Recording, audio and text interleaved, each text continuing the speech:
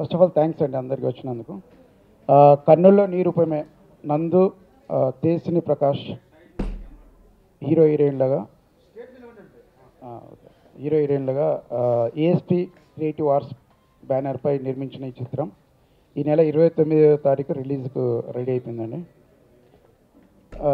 నా పేరు బిక్స్. నేను ఈ సినిమాకు రైటర్ అండ్ డైరెక్టర్ అండి. భాస్కర్ బాసాని గారు మా కజిన్, ఆయన నిర్మాత వ్యవహరించారు ఈ సినిమాకి.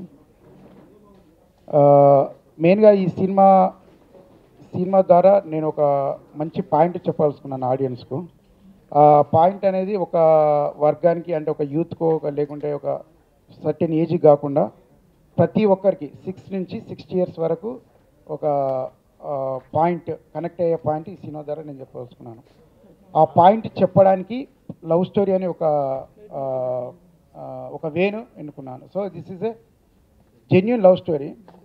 ఈ లవ్ స్టోరీ యూజ్ చేసుకొని నేను అందరికీ ఒక మంచి పాయింట్ చెప్పడానికి చేసిన ప్రయత్నం కన్నుల్లో నీ రూపమే. అండ్ ఈ లవ్ స్టోరీ చాలా హార్ట్ టచింగ్గాను, చాలా జెన్యూన్గా, మనసుకు హత్తుకునేగల ఉంటుంది. ఈ సినిమాకు చాలామంది మంచి టెక్నీషియన్స్, అంటే ఫ్రెష్ బ్యాచ్ చాలామంది వర్క్ చేశారు. ముఖ్యంగా ఈ సినిమాకు నాకు ఫస్ట్ కాన్ఫిడెంట్గా నేను చెప్పగలిగింది మ్యూజిక్ అండి. Saketh Komanduri new music director ఈ సినిమాకు పాటలు అందించాడు, సంగీతం.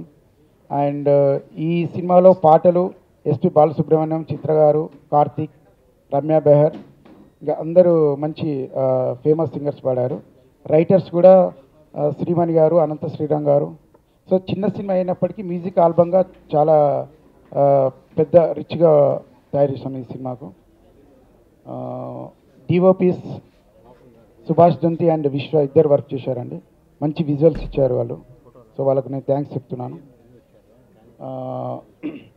అలాగే ఎడిటర్ మహేంద్రనాథ్. సో వీళ్ళందరికీ నేను, మా టెక్నీషియన్ టీంకు నేను ఈ తరఫున ఈ సందర్భంగా I like to say thanks to all the technicians and actors of the film కన్నుల నీ రూపమే. కమింగ్ టు ఆర్టిస్ట్ నందు, నాకు తెలిసి నందు వన్ ఆఫ్ ద రీసెంట్ టైమ్స్లో బెస్ట్ పర్ఫార్మెన్స్ ఇచ్చిన సినిమా మాది అవుతుందని నేను నమ్ముతున్నాను. అలాగే తేజ్ని ప్రకాష్ అమ్మాయి, ఆమె ఎస్పెషల్లీ క్లైమాక్స్లో ఇచ్చిన పర్ఫార్మెన్స్ డెఫినెట్లీ మీకు కళ్ళనీళ్ళు తెప్పిస్తుంది. సో ఆ స్టోరీ అలాగుంది. సో వాళ్ళిద్దరు కూడా థ్యాంక్స్ చెప్తున్నాను. వాళ్ళతో పాటు పోసాని గారు మామూలుగా జనరల్గా కామెడీకి ఎక్కువ రోల్స్ రాస్తారు, కానీ దీంట్లో ఒక మంచి డివైన్ రోల్ రాశాను పోసాని గారికి. అతను షూట్ అయిపోయాక కూడా మెచ్చుకున్నారు, అంటే అందరూ కామెడీకి యూజ్ చేస్తారు కానీ మీరు మంచి డివైన్ రోల్ రాశారని. సో పోసాని గారు, వీళ్ళు next fish Venkat and Gabbar Singh batch ఉన్నారండి. వీళ్ళు ముగ్గురు సెకండ్ హాఫ్లో బాగా నవ్విస్తారు. అంటే ఫస్ట్ హాఫ్ అంతా కొద్దిగా యూత్ఫుల్ ఎంటర్టైన్మెంట్ ఉంటుంది.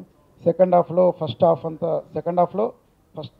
Half an hour Fish Venkat Gabbar Singh batch comedy ఉంటుంది. లాస్ట్ హాఫ్ అన్ అవర్ మాత్రం సినిమాలో చాలా హార్ట్ టచింగ్గా ఒక మంచి పాయింట్ చెప్పాలనే ఉద్దేశంతో తీసిన సినిమా కన్నుల్లో నీ రూపమే. So just I would like to request all the media and press to support and చేయాలని కోరుకుంటున్నాను. నేను రిలీజ్ డేట్ అనౌన్స్ చేశాక కాల్ చేశానండి. ఈ సెడ్ 2 weeks schedule already prior commitment ఉందని చెప్పారు. సో అందువల్ల ఈ సెడ్ is not available for promotion. Already 2 weeks schedule ప్రయర్గా కమిట్ అయిపోయారట, అవుట్ ఆఫ్ సిటీ. సో ఈ సెడ్ ఈ can not be available for. నేను ఎక్కడ వర్క్ చేయలేదండి. యాక్చువల్లీ నాకు చిన్నప్పటి నుంచి కవితలు, కథలు, స్టోరీస్ రాయడం బాగా అలవాటు. సో ఆ విధంగా నేను బాగా డెవలప్ చేసుకున్నాను. అంటే డైరెక్టర్ కావాలి, రైటర్ కావాలని బాగా చిన్నప్పటి నుంచి కోరిక. కానీ ఆ స్టేజ్లో నేను సినిమా ఇండస్ట్రీకి రాలేక ఫస్ట్ చదువుకొని లండన్కి వెళ్ళేసి అక్కడ నేను సాఫ్ట్వేర్ జాబ్ చేసేసి కొద్దిగా సెటిల్ అయ్యాక వద్దామని చెప్పేసి ఇప్పుడు నేను this is the right time అని చెప్పేసి నేనే కథ రాసుకొని, స్క్రిప్ట్ రాసుకొని వచ్చి సినిమా స్టార్ట్ చేయడం జరిగింది. ఇక నాకు ఎవరు తెలియదు, యాక్చువల్లీ ఇండస్ట్రీలో ఒక్కరు కూడా తెలియదు. ఈవెన్ నేను ఇక్కడికి వచ్చాక సినిమా ఎట్లా స్టార్ట్ చేయాలో, ఎక్కడ మొదలు పెట్టాలో, where to start, how to start, I don't know at all. కానీ నాకు మ్యూజిక్ పరంగా నేను కథ రాసుకునేటప్పుడు కొద్దిగా ప్యాషన్ నాకు మ్యూజిక్ అంటే స్పెషల్గా. సో నేను కొద్దిగా మ్యూజిక్ డైరెక్టర్ ఫస్ట్ ప్రిఫరెన్స్, అంటే మంచి మ్యూజిక్ డైరెక్టర్ తీసుకోవాలనుకున్నాను. అప్పుడు నాకు మ్యూజిక్ డైరెక్టర్స్ కూడా నాకు ఎవరికి తెలియదు. సో నేను ఫేస్బుక్లో మెసేజ్ పెట్టాను. సో నాకు ఫస్ట్ ఈ సినిమాకు నేను ఫామ్ చేసుకున్న ఫస్ట్ టీం మెంబర్ మా మ్యూజిక్ డైరెక్టర్ ఈ సినిమాకు. అది కూడా జస్ట్ త్రూ ఫేస్బుక్ ద్వారా పరిచయం అయ్యేసి అతను తీసుకున్న మ్యూజిక్ డైరెక్టర్ ద్వారా మిగతా నందు హీరోయిన్ వీళ్ళందరినీ పరిచయం చేసుకుని అట్లా సినిమా స్టార్ట్ అయింది. నా పేరు యాక్చువల్గా భిక్షపతి అండి. నేను ఫారిన్లో ఉండడం వల్ల అందరూ అక్కడ పిలవరాక బిక్స్ బిక్స్ అన్నారు. అట్లా అలవాటు అయిపోయింది అంతే. అక్కడ వాళ్ళకు ఫారినర్స్కు ఫుల్ నేమ్ పలకడం రాక వాళ్ళు షార్ట్ కట్ బిక్స్ బిక్స్ అనేది అది అందరు ఇంకా యూజ్ చేయడం అట్లా 7-8 years నుంచి అలవాటు అయిపోయింది. మెయిన్గా ఏంటంటే ఇది హీరో మామూలుగా బీటెక్ అయిపోయి జాబ్ కోసం వెళ్తుంటాడు, హీరోయిన్ పీజీ చేస్తుంటాడు. సో వాళ్ళిద్దరి మధ్య లవ్ స్టోరీ. అంటే నేను ఒక పాయింట్ చెప్పాల్సిన ఏంటంటే life has to move on irrespective of your situations.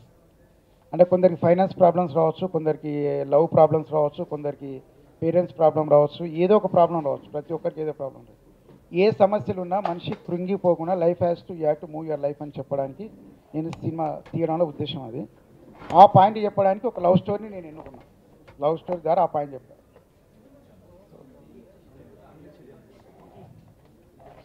First time అంటే యాక్చువల్గా నాకు రైటింగ్ అంటే నాకు చిన్నప్పటి నుంచి స్టోరీస్ ఇవన్నీ రాసిట్లా నాకు రైటింగ్ కొద్దిగా ఈజీగా అయిపోయింది.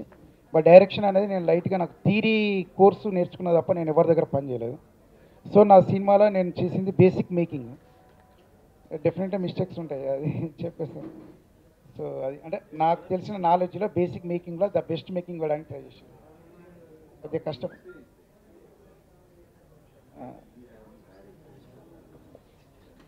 బ్యాడ్ ఎక్స్పీరియన్సెస్ అంటే బ్యాడ్ ఎక్స్పీరియన్సెస్ ఏమలేండి. కాకపోతే అంటే అందరి సినిమాలకు ఉన్నట్టు నాకు కొన్ని చిన్న చిన్న ఇష్యూస్ తప్పితే there are no any major bad experiences with this film for me. అంటే యా లవ్ బియాండ్ లైఫ్ అంటే యాక్చువల్ ఏంటంటే నా ఉద్దేశం ఏంటంటే ప్రేమ అంటే ఇప్పుడు ప్రేమ కోసం మనం చనిపోవడం కానీ లేకుంటే ఏదైనా ఒక సిచ్యువేషన్ లైఫ్ను మనం ప్రేమ కోసం పాడు చేసుకోవాల్సిన అవసరం లేదు. జీవితం అనేది జీవితం ప్రేమ రెండు మనం పక్క పక్కన పెట్టుకుంటే ఏది గొప్ప ఏది శాస్త్రం అంటే రెండు గొప్ప అని నా ఫీలింగ్. లవ్ కోసం జీవితం పాడు చేసుకోవద్దు, జీవితం కోసం లవ్ రెండు అంటే అది పాయింట్ సినిమా చూసిన తర్వాత మీకు క్లారిటీగా వచ్చేస్తుంది. సో అది చెప్పడానికి నా పాయింట్ చెప్పడానికి cinema main intention. First of all నేను చెప్పాల్సిన పాయింట్ అందరికి కనెక్ట్ అవుతుందని నా నమ్మకం. సెకండ్ పాయింట్ వచ్చేసి వాళ్ళ హీరో హీరోయిన్స్ యాక్టింగ్. ఈ రెండింటికన్నా ముఖ్యంగా music is the highlight of our movie అని నా ఫీలింగ్. చూద్దాం వాట్ ఆడియన్స్ విల్స్. యా యాక్చువల్గా ఏంటంటే కొన్ని అంటే నేను సినిమా చూసుకున్నాక కొన్ని చిన్న చేంజెస్ కావాలని నాకు అనిపించింది. ఎందుకంటే ఎక్స్పీరియన్స్ లేకపోవడం వల్ల ఇంకొద్దిగా బెటర్ చేయాలని చెప్పేసి కొన్ని రీషూట్లు పెట్టుకున్నాను. ఇంకా ఆ తర్వాత కొద్దిగా రిలీజ్ వల్ల రిలీజ్ చేయడం కోసం కొద్దిగా కష్టపడాల్సి వచ్చింది. నాకు పెద్ద ఎవరు తెలియదు. సో దానివల్ల రిలీజ్కి ప్రాబ్లం అయింది. కానీ లాస్ట్ మూమెంట్లో మా పిఆర్ఓ ఇంతలో ప్రొడ్యూసర్ రామ్మోహన్ గారిని పరిచయం చేశారు.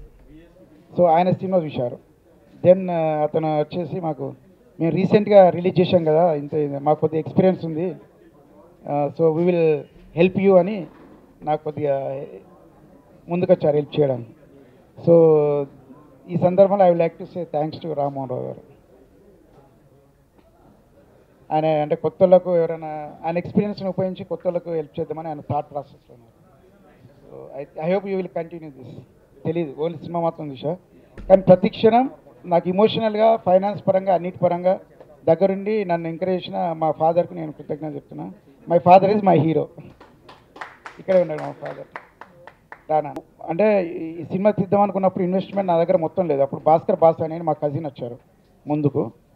సో అతనికి నేను మెయిన్గా థ్యాంక్స్ చెప్పాలి. So he has cooperated me lot in related finance. Next movie producer confirm అయ్యారు, బయట ప్రొడ్యూసరు. ఆ లైన్ కూడా ఇద్దరు స్నేహితుల అంటే అతను సినిమా చూసేసి ట్రైలర్ చూసేసి అయిపోయింది. అది నెక్స్ట్ లైన్ డెవలప్మెంట్లో ఉంది. ఆ లైన్ అయిపోయింది, స్టోరీ డెవలప్మెంట్.